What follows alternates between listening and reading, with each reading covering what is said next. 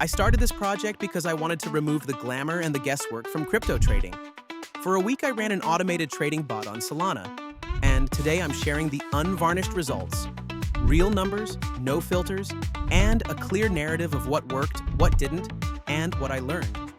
On day 0, I deployed a simple strategy. The bot tracks price momentum, uses a short moving average crossover for entries, a trailing stop for exits, and a fixed position sizing rule, 2% of the account per trade. No leverage, no exotic indicators, and no human intervention after deployment.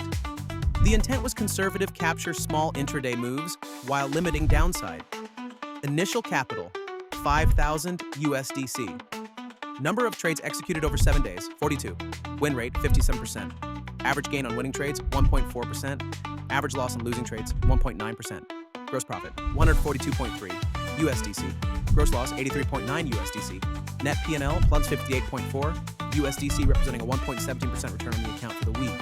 Fees and slippage reduced gross numbers by about 0.14% of capital, leaving the final account balance at 5,058.4 USDC. Those figures tell one story, modest profitability, but the real insight lies in the distribution of returns across days and trades.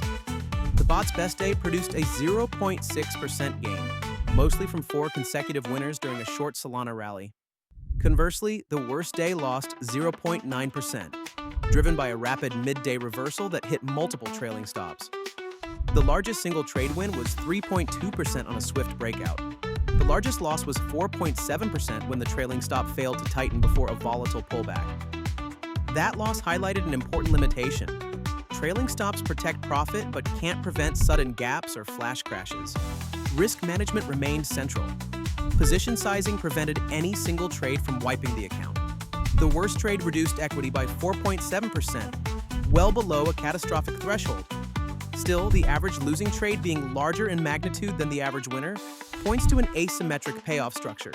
The crossover entry captured early momentum but often entered right before quick retracements. In short, the system is more prone to late entries and requires fine-tuning of both entry sensitivity and stop placement. Another key observation: market regime matters. On days when Solana traded with clear directional momentum, the bot performed consistently better. On choppy, range-bound days, it produced more small losses that accumulated.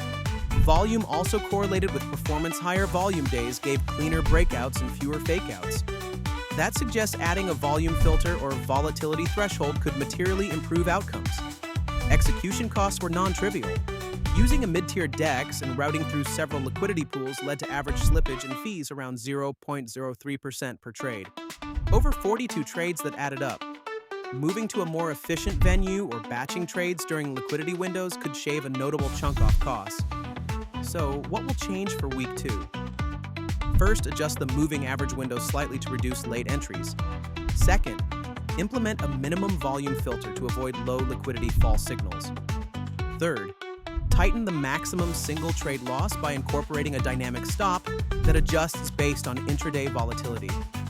Finally, explore a small allocation for limit orders to reduce slippage on entries. To conclude, week 1 was modestly profitable and instructive.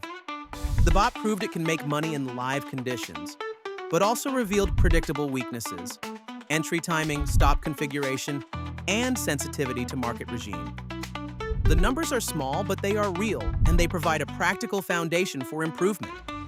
In automation, transparency is the best teacher. Every trade is feedback, and every loss is data. I'll iterate, refine, and return with week 2 results, same policy. Real numbers, no filters.